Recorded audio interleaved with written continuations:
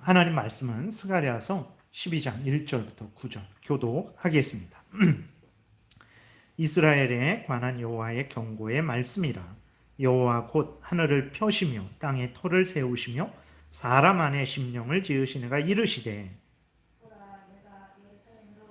사면 모든 민족에게 취하게 하는 잔이 되게 할 것이라. 예루살렘이 에워싸일 때에 유다에까지 이르리라. 그 날에는 내가 예루살렘을 모든 민족에게 무거운 돌이 되게 하리니 그것을 드는 모든 자는 크게 상할 것이라. 천하 만국이 그것을 치려고 모이리라. 여호와가 말하노라. 그날에 내가 모든 말을 쳐서 놀라게 하며 그 탄 자를 쳐서 미치게 하되 유다 족속은 내가 돌보고 모든 민족의 말을 쳐서 눈이 멀게 하리니 유다의 우두머리들이 마음속에 이르기를 예루살렘 주민이 그들의 하나님 만군의 여호와로 말미암아 힘을 얻었다 할지라. 그날에 내가 유다 지도자들을 나무 가운데에 화로 같게 하며 곡식단 사이에 횃불 같게 하리니 그들이 그 좌우에 에워싼 모든 민족들을 불사를 것이요 예루살렘 사람들은 다시 그 본 곳 예루살렘에 살게 되리라. 여호와가 먼저 유다 장막을 구원하리니 이는 다윗의 집의 영광과 예루살렘 주민의 영광이 유다보다 더하지 못하게 하려 함이니라. 그 날에 여호와가 예루살렘 주민을 보호하리니 그 중에 약한 자가 그 날에는 다윗 같겠고 다윗의 족속은 하나님 같고 무리 앞에 있는 여호와의 사자 같을 것이라. 예루살렘을 치러 오는 이방 나라들을 그 날에 내가 멸하기를 힘쓰리라. 아멘. 기도드리겠습니다. 살아계신 하나님 감사합니다. 이 시간 생명의 말씀, 진리의 말씀을 전하고 듣습니다. 항상 하나님이 우리와 함께 계셔서 말씀을 통해서 우리에게 하나님의 뜻을 알려주시고 우리가 어떻게 어떤 마음으로 어떤 태도로 살아가야 되는지 일러주심을 믿습니다. 성령께서 깨달아 알게 하시고 하나님이 성경을 통해서 알려주시는 대로 믿고 따르게 도우소서. 반드시 악한 사탄마귀와 싸워 승리하게 될 것이고 반드시 힘들고 어려운 사망의 음침한 골짜기 같은 인생길이지만 해를 당하지 않을 것이고 반드시 때가 되면 천국에서 하나님과 함께 영생을 누리게 될 줄을 믿습니다. 이 시간도 온전히 주장하시고 다스리시기를 간절히 바라고 예수 그리스도의 이름으로 기도드렸습니다. 아멘. 오늘 또 스가랴서 12장 말씀을 통해서 우리를 향한 하나님의 뜻을 또 전하고 듣겠습니다. 오늘 본문을 통해서 하나님이 드러내시는 뜻은 이제 늘 동일합니다. 먼저는 이제 이스라엘 백성들의 의심과 불신, 배은 망덕에 대한 책망을 하고 계세요. 두 번째로는 하나님을 향해서 이스라엘 백성들이 의심하고 불신을 하지만 또 게으르고 나태해서 하나님이 주신 사명들을 감당하지 않고 있죠. 그리고 하나님의 은혜를 받았으면서도 하나님께 감사하지 않고 오히려 하나님의 은혜를 하찮게 생각을 하고 있는 그러한 이스라엘 백성들을 향해서 하나님께서 여전히 한결같은 사랑으로 그들을 지키시고 보호하시겠다라는 약속을 하십니다. 이 약속은 구약 때 스가랴 당시의 이스라엘 백성들에게만 하는 약속이 아니고 그들에게 그 약속을 하심을 통해서 하나님의 모든 택한 백성들, 다시 말해서 하나님의 모든 교회를 향해서 하나님께서 이 말씀을 하고 계시다라는 것을 우리가 기억을 해야 됩니다. 먼저는 이제 하나님께서 오늘 본문을 통해서 이스라엘 백성들을 책망을 하세요. 왜 그러냐면 이스라엘 백성들이 하나님의 은혜를 헛되이 받았기 때문에 그렇습니다. 1절에 보게 되니까 이스라엘에 관한 여호와의 경고의 말씀이라 이렇게 기록이 되어 있어요. 하나님께서 이스라엘 백성들을 향해서 경고하신다라는 거예요. 왜 그렇습니까? 앞에서도 잠깐 말씀드렸지만 11장에서 우리가 살펴본 내용이 무엇입니까? 하나님께서 이스라엘 백성들, 포로된 이스라엘 백성들을 다시 예루살렘으로 돌아오게 하셨어요. 그 포로 상태에서 하나님께서 해방시키셨습니다. 그리고 다시 힘을 주시고 용기를 주시고 사명을 주셨어요. 그런데 이스라엘 백성들이 이제 게을렀죠. 그리고 또 이스라엘 백성들의 목자들이 있었는데 그 거짓된 목자들이, 무능한 목자들이 이스라엘 백성들을 또 잘못된 길로 인도했죠. 하나님께서 거짓되고 무능한 목자들을 제하시고 친히 목자 되어 주셔서 이스라엘을 위로하시고 회복시키시고 소망을 주셨습니다. 그러나 이스라엘 백성들이 어떻게 했습니까? 하나님이 자신들에게 베푸신 은혜를 은 30 정도, 이것은 하찮은 것입니다. 뭐 금도 아니고 그냥 은으로 은 30 정도, 얼마 되지 않는 그러한 값으로 쳤어요. 하나님이 베푸신 은혜를 하찮게 여겼고 감사하지 않았던 거예요. 그래서 하나님께서 이러한 이스라엘 백성들을 책망하시면서 그렇게 하나님과 하나님의 은혜를 소홀히 여기는 것을 이제 멈추게 하시고 다시 하나님을 향하게 하시기 위해서 이스라엘 백성들을 책망을 하시는 거죠. 문제는 하나님의 은혜를 소홀히 여기고 하나님을 의심하고 불신하는 것은 스가랴 당시에만 있는 일이 아닙니다. 오늘날에도 그리스도인들 중에서도 많이 하나님이 주신 은혜를 가장 소중히 여기지 않는 일들이 비일비재합니다. 오늘날 그리스도인들이 가장 큰 복으로 생각하고 있는 것은 무엇입니까? 죄 용서를 받은 것, 하나님의 자녀된 것, 하나님이 함께 하시는 것, 하나님의 진리의 말씀, 생명의 말씀을 듣는 것, 교회에 속하게 된 것을 가장 큰 복으로 그리스도인들이 생각하고 있습니까? 여러분, 하나님이 우리들의 하나님이 되어주셔서 천국으로 인도하시는 것을 가장 큰 복으로 우리는 여기고 있습니까? 하나님께서 악한 사탄 마귀의 괴계로부터 우리를 보호하시고 인도하시고 지켜주시는 것을 우리는 가장 큰 복으로 여기고 있습니까? 아마 그렇지 않은 것들을 그렇지 않다라는 것을 우리가 아마 인정하지 않을 수 없을 것입니다.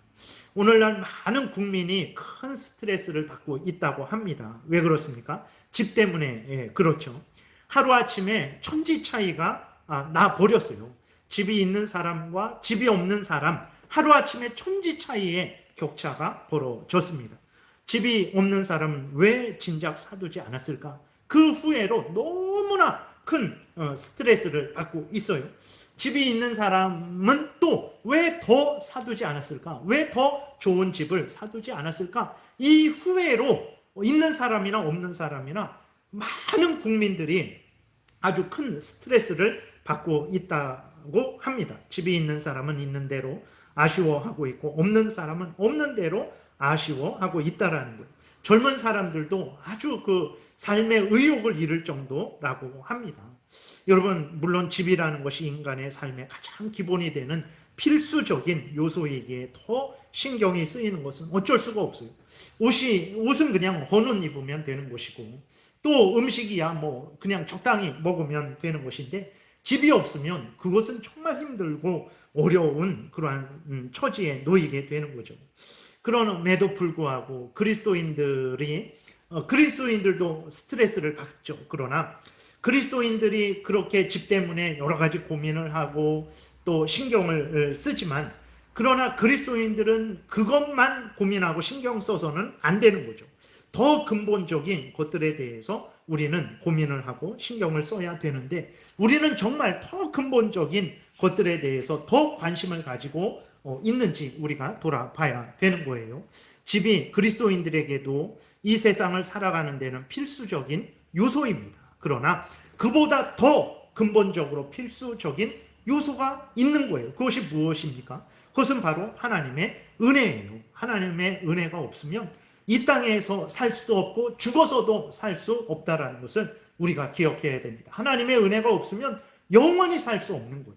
집이 없으면 이 땅에서 참 좁은 공간에서 참 이렇게 쾌적하지 못하게 여러 불편하게 그냥 살면 되는 거예요. 집이 없으면 그러한 불편함이 있는 거예요.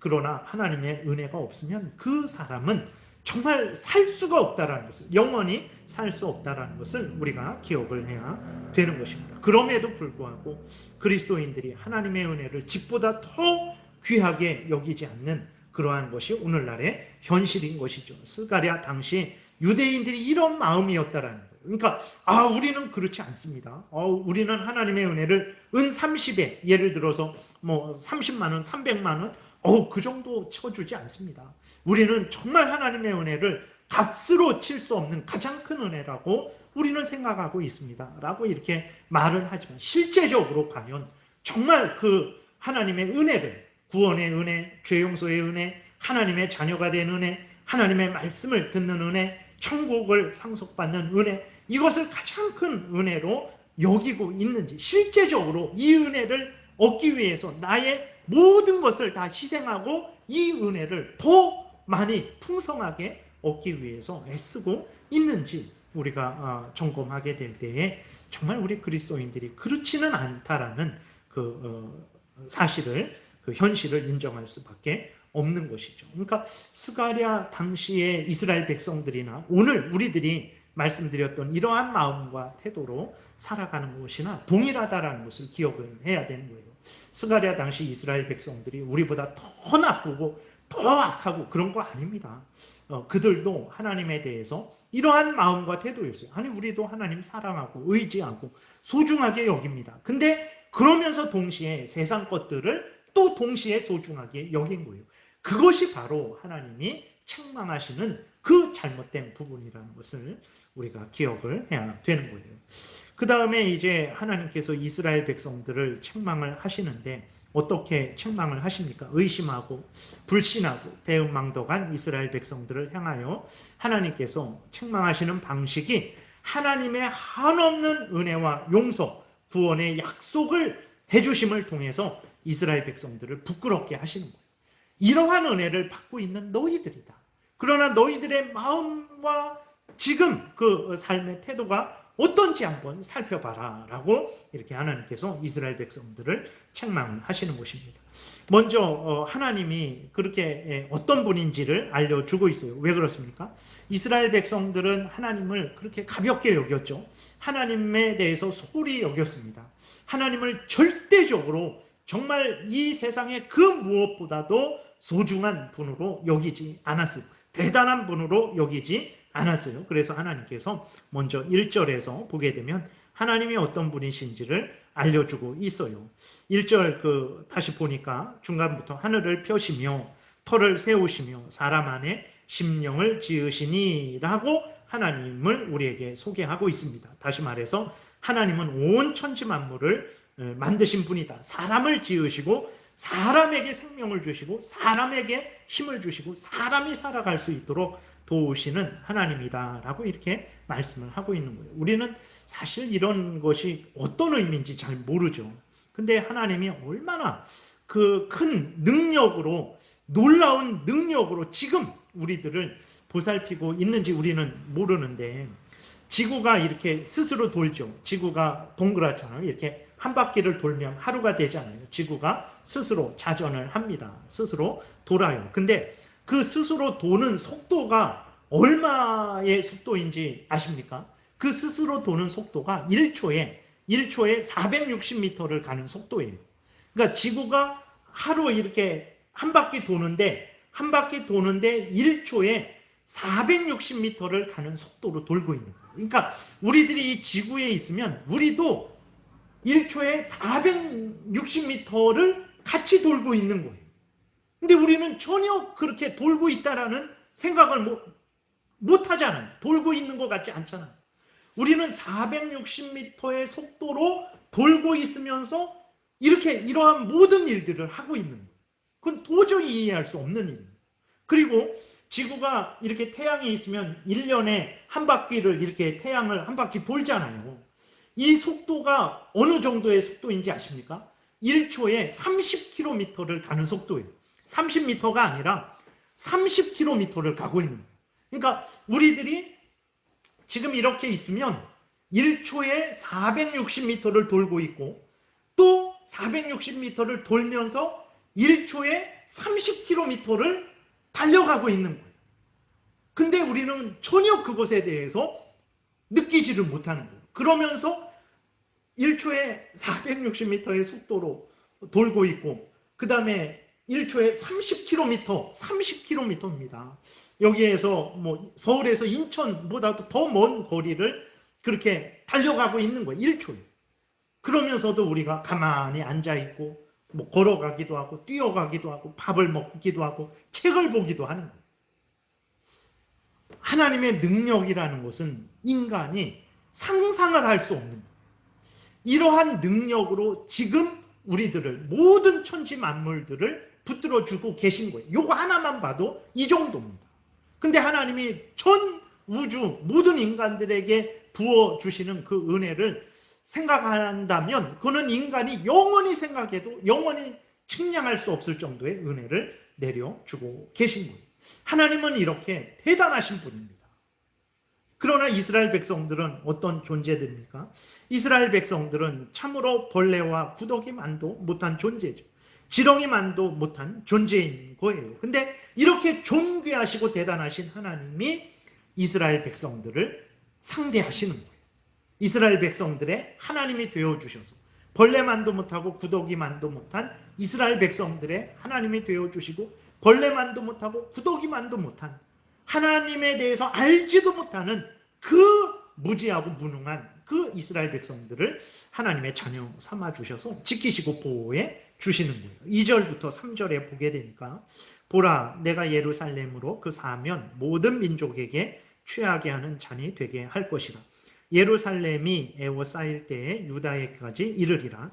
그 날에는 내가 예루살렘을 모든 민족에게 무거운 돌이 되게 하리니 그것을 드는 모든 자는 크게 상할 것이라. 천하 만국이 그것을 치려고 모이리라. 이방 사람이 예루살렘을 치는 것이 결국은 자기들에게 독주를 먹는 것과 같이 되게 하겠다 하시는 것입니다. 다시 말해서 술을 먹으면 그 술에 의해서 나중에는 취하게 되고 자기가 피해를 입게 되는 것처럼 예루살렘을 공격하면 공격할수록 그 공격하는 대적들이 멸망하게 되게 하나님께서 역사하시겠다라는 거예요. 예루살렘을 치러 올라오는 자들마다 돌뿌리에 부딪혀서 다리가 부러지고 상처를 입게 하시겠다라고 말씀을 하는 거예요. 이스라엘 백성들이 예루살렘의 그 백성들이 능력이 있어서 그렇게 하는 게 아닙니다. 하나님이 이스라엘 백성들의 하나님이 되어주셔서 이스라엘 백성들을 지키시고 보호해 주시겠다라는 거예요. 이 당시 스가랴 당시 예루살렘은 어떤 상태입니까? 아직까지 온전한 모습을 갖추고 있지 못했던 때입니다.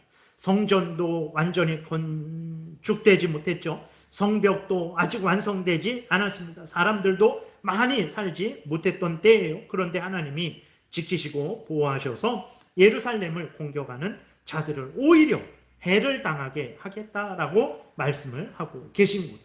어느 곳에 있든지 하나님의 택한 백성들을 하나님이 지키고 보호해 주시겠다라는 거예요. 이러한 보호는 하나님의 택한 백성들, 즉 교회에게 주시는 하나님의 은혜라는 것을 우리가 또한 기억을 해야 되는 것입니다. 그러니까 하나님께서 이스라엘 백성들에게 말씀하시는 것은 육신적인 이스라엘 백성들에게만 말씀하시는 게 아니에요. 살아계신 하나님께서 구원의 은혜를 이스라엘 백성들에게 약속하실 때 그 이스라엘 백성들은 교회입니다. 교회, 구약의 교회예요.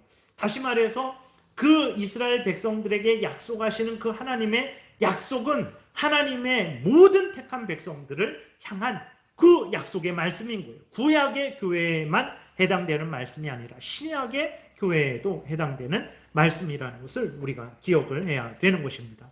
역사적으로 수많은 왕들과 나라들이 교회를 없이 하고자 온갖 괴계를 꾸몄고 실제로 그렇게 시도를 했어요. 우리나라에도 복음이 들어올 때 얼마나 예수 그리스도의 복음을 회방하고 믿는 자들을 핍박하고 죽였습니까? 그런데 어떻게 됐습니까? 정말 오늘날 그 복음이 두루 편만하게 전해져서 우리가 이렇게 하나님의 은혜 가운데 예수 그리스도를 믿고 교회에 모여서 마음껏 예배를 드릴 수 있게 된 것입니다. 북한에서도 그렇게 예수 그리스도를 믿는 사람들을 죽이고 없애려고 했어요. 그러나 지금도 여전히 북한의 지하 교인들이 번성하고 있다는 것을 우리가 기억을 해야 되는 것입니다. 원수들로부터 예루살렘을 보호하신 하나님이 하나님의 택한 백성들을 지키시고 보호하신 결과라는 것을 우리가 분명히 깨달아 알아야 됩니다. 여러분, 교회가 보호받는 것은 힘과 무기로 세상의 권세로 보호받는 것이 아니에요. 세상은 절대로 교회를 보호하지 않습니다. 우리가 착각하는 것이 있어요. 공산주의만 교회를 핍박하는가? 물론 공산주의는 직접적으로 교회를 핍박을 해요. 그럼 자본주의 또 자유민주주의는 교회를 핍박하지 않는가? 아닙니다. 물론 공산주의는 처음 시작부터 악하고 아주 그 사탄적인 그 사상의 근거에서 처음부터 만들어진 거죠.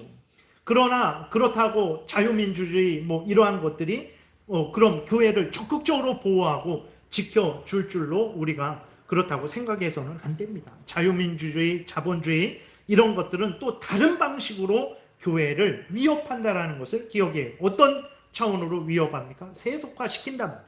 교회가 세속에 물들게 하는 거예요. 물질을 중심으로 해서 교회를 생각하게 하는 거예요. 하나님 중심, 하나님의 말씀 중심, 하나님의 은혜 중심이 아니라 교회도 세상에 그러한 화려함 같은 것을 추구하게 하고 하나님의 택한 백성들보다도 숫자와 규모와 그러한 세속적인 권세에 취하게 하는 거예요. 그래서 우리가 분명히 기억해야 되는 거예요. 교회를 지키고 보호하는 것은 어떤 세상의 정치 제도, 경제 제도가 아닙니다. 교회를 지키고 보호하는 것은 오직 하나님이라는 것을 우리는 분명히 마음에 새기고 또 새겨야 되는 거예요. 그렇기 때문에 인간적으로 우리가 대단하지 않을지라도, 대단하지 않은 교회일지라도 낙심할 필요가 없어요. 왜 그렇습니까? 하나님이 우리와 함께 계시기 때문에 그렇습니다. 그렇기 때문에 교회는 다른 것을 무기 삼지 말아야 됩니다. 오직 하나님을 의지하고 하나님의 말씀을 따라 살아가는 것만이 참된 무기라는 것을 분명히 기억을 해야 되는 거예요. 교회가 싸워야 하는 싸움은 혈과 육의 싸움이 아닙니다. 악한 사탄 마귀와 그 무리들과의 싸움인 거예요. 우리들의 죄와의 싸움이라는 것을 기억을 해야 되는 것입니다. 이러한 싸움에 돈은 필요 없습니다. 이러한 싸움에 세상 권세 필요 없습니다. 이러한 싸움에 세상 지위 필요 없어요. 이러한 싸움에 사람의 숫자 필요 없습니다. 이러한 싸움에는 오직 하나님의 은혜, 하나님의 말씀이면 된다라는 것을 우리가 분명히 기억을 해야 되는 거예요. 그렇기 때문에 교회를 공격해오는 원수들의 공격이 거세면 거세일수록 그리스도인들은 어떻게 해야 됩니까? 더욱더욱 하나님을 의지해야 되는 거예요. 우리가 이 우한폐렴으로 인해서 우리의 일상생활이 망가지고 일상생활을 살아가기에 어렵게 됐잖아요. 교회에 예배를 드리기 어렵게 됐잖아요.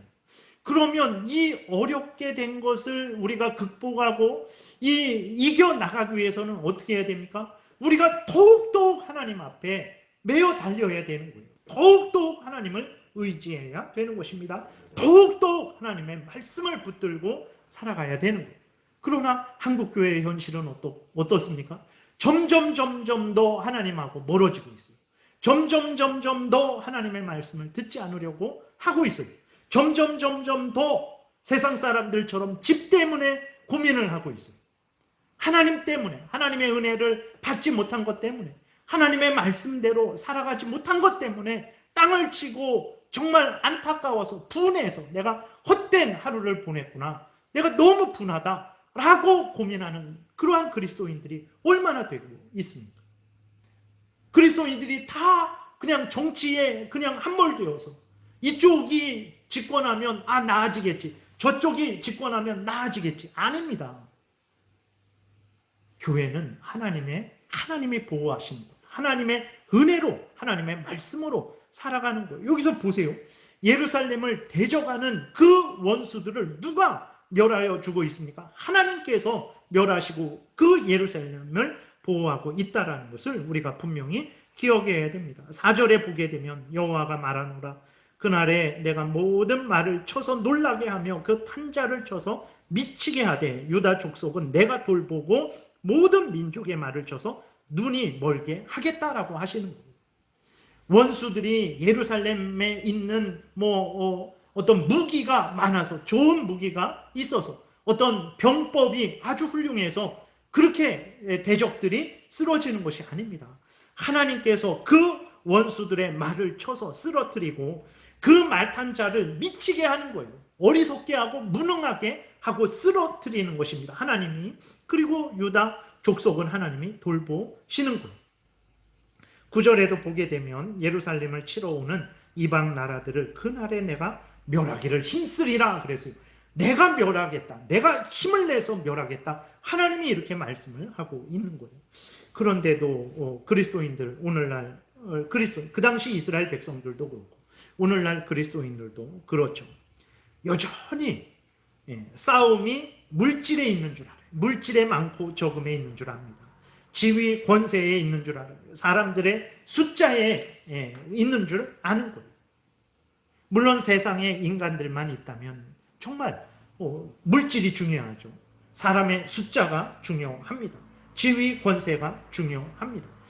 세상에 사람들만 있다면 물질이 많은 사람이 이길 거예요. 물질이 많은 나라가, 그 자원이 많은 나라가, 군사 무기가 많은 나라가, 사람이 많은 나라가 이길 거예요. 그러나 여러분, 세상에는 사람들만 있는 것이 아닙니다. 세상에는 하나님이 계시다라는 것을 우리가 분명히 기억을 해야 됩니다. 하나님이 사람들의 마음과 사람들의 말과 사람들의 행동을 주관하시는 것. 하나님이 사람들에게 기쁘게도 하시고 불안하게도 하시고 어리석게도 하시고 지혜롭게도 하시고 무능하게도 하시고 능력 있게도 하신다는 것을 분명히 우리가 기억을 해야 되는 것입니다. 하나님이 모든 천지 만물을 하나님의 뜻대로 주관하고 다스리시는 거예요. 사람들이 자신의 길을 아무리 계획할지라도 하나님께서 그 길을 인정하시고 걷게 하시지 않으면 그 누구도 걸을 수 없는 거예요. 그럼에도 불구하고 그리스도인들은 그 모든 인간의 생사화복, 모든 나라의 흥망, 성쇠가 하나님께 있는데, 하나님의 손에 있는데, 그리스도인들도 정말 세상 사람들처럼 사람을 보고 이 세상 물질을 보고 이 세상 지위 권세를 보는 그런 어리석은 잘못들을 하고 있는 것이 오늘날의 현실이죠. 속지 말아야 됩니다. 그게 사탄 마귀의 속임인 거예요. 여러분, 사탄 마귀가 우리들로부터 무엇을 뺏으면 만족하겠습니까? 우리들의 건강을 뺏으면 사탄 마귀가 기뻐하고 즐거워하겠습니까? 우리들의 물질을 빼앗으면 사탄 마귀가 기뻐하고 즐거워하겠습니까? 아니에요. 사탄 마귀가 우리들에게서 빼앗고자 하는 것은 하나님에 대한 믿음, 하나님에 대한 사랑, 하나님의 뜻을 이루고자 하는 그러한 삶, 하나님의 나라를 확장하고자 하는 삶, 하나님의 영광을 위하여 살아가고자 하는 그러한 삶을 우리들로부터 빼앗고자 한다는 것을 우리가 기억을 해야 되는 거예요. 그래서 이스라엘 백성들은 이미 실패한 거예요. 왜 하나님으로부터 책망을 받습니까? 그들이 아침 저녁으로 하나님께 제사를 드리고 매 안식일마다 하나님께 제사를 드리고 모든 절기마다 하나님께 제사를 드리고 하라는 일을 뭐든지 다 했는데 왜 하나님으로부터 책망을 받습니까? 하나님을 최우선 중심으로 믿지 않았기 때문에 그런 거예요. 자기들의 생사화복이 하나님께 있다는 것을 분명하게 믿고 고백하고 전적으로 하나님을 의지하지 않았기 때문에 그런 거예요. 하나님도 하나님을 의지하면서 세상도 의지하고 하나님을 의지하면서 사람도 의지하고 하나님을 의지하면서 물질도 의지하고 이미 증거라는 것을 우리가 기억을 해야 되는 것입니다. 5절부터 보게 되면 이스라엘 백성들이 누구로부터 힘을 얻는다라고 분명히 말씀을 하고 있습니까? 5절부터 보니까 유다의 우두머리들이 마음속에 이르기를 예루살렘 주민이 그들의 하나님 만군의 여호와로 말미암아 힘을 얻었다 할지라 그랬어요. 유다 사람들, 유다의 그 우두머리들, 이스라엘 사람들도 깨달은 거예요. 아, 예루살렘 주민, 그 성벽도 없고 성도 없고 정말 변변한 무기도 없는 그러한 사람들이 어떻게 저렇게 대적들과 싸워서 이길 수 있었을까? 어떻게 저렇게 용기를 얻고 담대한 마음을 가질 수 있었을까? 하나님이 도와주셔서 그런 것이구나 라고 깨달아 알았다라는 거예요. 6절의 그날에 내가 유다 지도자들을 나무 가운데 화로 같게 하며 곡식단 사이에 횃불 같게 하리니, 그러니까 나무들이 있는데 그 옆에 있는 용광로 같게 한다라는 거예요. 그 옆에 있는 나무들을 다 태워버리는 거죠. 곡식단이 있는데 횃불이 있는 거예요. 그 곡식단을 다 태워버리게 하는 그러한 강하고 능한 군사로 만들어 주시겠다라는 것입니다. 하나님이 그렇게 만드시는 거예요. 그들이 그 좌우에 에워싼 모든 민족들을 불사를 것이요 예루살렘 사람들은 다시 그 본 곳 예루살렘에 살게 되리라. 하나님에 의해서 대적을 이기는 것입니다. 하나님에 의해서 예루살렘에 살게 되는 것이라는 것을 우리가 기억해야 돼요. 7절 8절 여호와가 먼저 유다 장막을 구원하리니 이는 다윗의 집의 영광과 예루살렘 주민의 영광이 유다보다 더하지 못하게 하려 함이라. 그날에 여호와가 예루살렘 주민을 보호하리니 그 중에 약한 자가 그날에는 다윗 같겠고 다윗의 족속은 하나님 같고 무리 앞에 있는 여호와의 사자 같을 것이다. 무슨 얘기냐면 7절에서는 이제 하나님께서 아무리 약한 백성들일지라도 하나님이 도우셔서 강하고 능력 있게 하셔서 왕족같이 만들어 주시겠다라는 거예요. 그러니까 아무리 미천한 백성일지라도 하나님께서 은혜 주시고 힘 주셔서 다윗 왕족같이 그렇게 능력 있게 강하게 만들어 주시겠다라는 거예요. 다윗 왕족은 하나님과 같이 만들어 주시겠다라는 거예요. 얼마나 큰 은혜를 내려주고 있는 것입니까? 여러분, 사람이 보호를 받고 사람이 힘을 얻고 사람이 살아갈 수 있는 지혜와 모든 도움은 하나님으로부터 온다라는 것을 우리가 분명히 기억을 해야 됩니다. 느헤미야서 8장 10절에 보게 되니까 느헤미야 이렇게 기록되어 있습니다. 느헤미야가 또 그들에게 이르기를 너희는 가서 살찐 것을 먹고 단 것을 마시되 준비하지 못한 자에게는 나누어 주라. 이날은 우리 주의 성일이니 근심하지 말라. 여호와로 인하여 기뻐하는 것이 너희의 힘이니라. 이렇게 말씀을 하고 있습니다. 하나님을 의지하는 것, 하나님의 말씀을 굳게 믿는 것, 하나님의 일을 하는 것이 너희에게 힘이 된다라는 거예요. 이것을 우리가 분명히 깨달아 알아야 되는 거예요. 근데 이스라엘 백성들은 이러한 하나님의 그러한 은혜와 약속의 그러한 말씀을 듣고도 그것을 하찮게 생각했던 거예요. 한 은 30 정도 될까? 뭐 30만 원, 300만 원, 뭐 많이 쳐져서 뭐 한 3천만 원 어찌 될까? 이렇게 하나님의 이 놀랍고 놀라운 은혜를 하찮게 생각을 했던 거죠. 배은망덕한 그러한 마음과 태도를 가졌었던 것입니다. 하나님이 이러한 이스라엘 백성들을 책망하시는 것. 내가 너희들에게 이렇게 이러한 은혜를 베풀고 이렇게 도와주고 있는데 너희들이 그러한 마음과 태도를 갖는 것은 온전치 않다. 회개하라. 그리고 나를 신뢰하라. 라고 하나님께서 은혜로이 말씀을 하고 계시는 거예요. 오늘 우리는 어떻습니까? 우리는 정말 이스라엘 백성들, 스가랴 당시 이스라엘 백성들과 달리 하나님이 주신 은혜를 가장 소중하게 생각하고 있습니까? 예수 그리스도를 믿게 하시고 회개하게 하시고 하나님께로 돌아오게 하시고 하나님의 말씀을 듣게 하시고 순종하게 하시고 하나님의 뜻대로 살게 하시는 이 은혜를 가장 큰 은혜로 믿고 소중하게 여기고 있습니까? 우리는 이 세상적인 현실적인 육신적인 것을 더 큰 은혜로 생각하는 잘못을 범하고 있지는 않습니까? 언제까지 헛된 양식, 썩을 양식을 찾아 헤매이시겠습니까? 우리에게는 살리시는 예수 그리스도가 계십니다. 우리를 지키시고 보호하시는 하나님이 계십니다. 하나님을 전적으로 의지하시기 바랍니다. 하나님이 전능하신 능력으로 우리를 도우실 거예요. 없는 것, 없다고 불안해하고 두려워하지 마십시오. 전능하신 하나님이 없는 것은 있게 만들어서 우리를 도우실 것입니다. 약하다고 두려워하지 마십시오. 하나님이 강하게 하실 거예요. 무지하다고 두려워하지 마십시오. 지혜롭게 하실 것입니다. 능력 없다고 무능하다고 두려워하지 마십시오. 하나님이 능력 있게 하실 것이라는 것을 우리가 분명하게 믿어야 되는 거예요. 하나님을 의지하십시오. 로마서 10장 11절에 이렇게 기록되어 있어요. 성경에 이르되 누구든지 그를 믿는 자는 부끄러움을 당하지 아니하리라 하니 유대인이나 헬라인이나 차별이 없습니다. 한 분이신 주께서 모든 사람의 주가 되사 그를 부르는 모든 사람에게 부요하시도다. 누구든지 주의 이름을 부르는 자는 구원을 받으리라 그랬어요. 여러분, 정말 헬라인이나 유대인이나 그게 중요한 것이 아닙니다. 예수 그리스도를 믿는 자는 부끄러움을 당하지 않는 거예요. 누구든지 주의 이름을 부르는 자는 구원을 받게 되는 것입니다. 이 믿음을 우리가 가지고 전적으로 하나님을 의지해야 되는 거예요.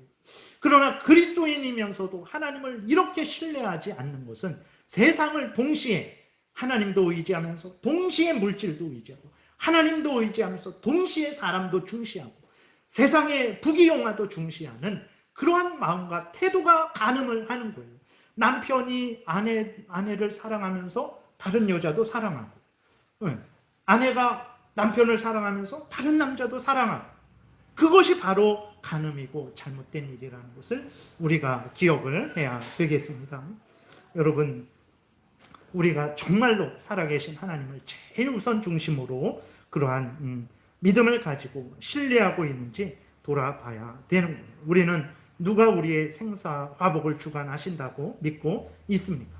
살아계신 하나님이 나를 진정으로 지키시고 보호하시고 인도하신다고 믿고 있습니까? 내가 아무것도 없어도, 능력이 없어도, 지혜가 없어도, 인맥이 없어도, 물질이 없어도, 권세가 없어도 오직 하나님이 나를 충분히 완전히 지키시고 보호하실 것을 굳게 믿고 있습니까? 하나님을 전능하신 하나님으로 믿고 있습니까? 전능하신 하나님의 이 약속을 진리의 말씀으로 믿고 있습니까? 아니면 여전히 하나님을 의심하고 있습니까? 적당히 하나님을 믿고 있습니까? 하나님으로는 안심하고 있지 못합니까? 진주를 받았으면서도 그 가치를 알지 못하고 내던지고 발로 밟고 더러운 물에 다시 몸을 눕히는 어리석은 삶을 살아서는 안 되는 것입니다. 이스라엘 백성들이 바로 이러한 하나님도 의지하면서 세상도 소중하게, 하나님과 대등하게 소중하게 우리들이 가졌던 이러한 마음과 태도를 가졌던 거예요. 그래서 책망을 받은 거예요. 우리들이 하나님 제일 우선 중심의 신앙생활을 하지 않을 때 우리들은 바로 이러한 책망을 동일하게 받는다라는 것을 기억을 해야 되는 것입니다. 예루살렘이 보호를 받은 것은 예루살렘에 있는 성벽 때문에, 무기 때문에, 물질 때문에, 사람 때문에 보호를 받은 게 아니에요. 하나님 때문에 보호를 받은 것입니다. 하나님 때문에 힘을 얻고 소망을 얻고 용기를 얻고 담대히 살아갈 수 있었던 거예요. 살아계신 하나님을 여러분들이 전적으로 믿고 신뢰하시고 하나님으로 인해서 만족하고 자족하고 기뻐하는 여러분들 되시기를 바랍니다. 기도드리겠습니다. 살아계신 하나님 아버지 감사를 드립니다. 믿음이라는 것이 무엇입니까? 하나님도 의지하고 적당히 세상도 의지하고 하나님으로 인해서 기뻐하고 세상의 물질과 쾌락으로 인해서도 기뻐하고 즐거워하고 그런 것이 믿음이겠습니까? 살아계신 하나님, 그것이 바로 성경에서 말하는 간음이라는 것을 기억하게 도와주옵소서. 그것이 바로 이스라엘 백성들이 행했던 죄악이고 그 죄악 때문에 이스라엘이 멸망당하고 70년 동안 포로로 끌려갔었던 것이고 그러한 마음과 태도 때문에 오늘 하나님께서 이스라엘 백성들을 향해서 책망하시고 은혜를 베푸셔서 다시 하나님께로 전적으로 하나님만 의지하고 하나님을 신뢰하는 그 바른 삶으로 돌아오라고 말씀하시는 것이라는 것을 우리가 분명히 깨달아 알게 도우시고 하나님과 세상을 같은 것으로 소중하게 생각하는 이 잘못된 마음과 태도를 변화시켜 주시고 오직 하나님 제일 우선 중심의 신앙생활, 하나님으로 인해서 정말 기뻐하고 즐거워하고 만족하는 신앙생활하는 우리 모두가 되게 도와주옵소서. 예수 그리스도의 이름으로 기도드렸습니다. 아멘.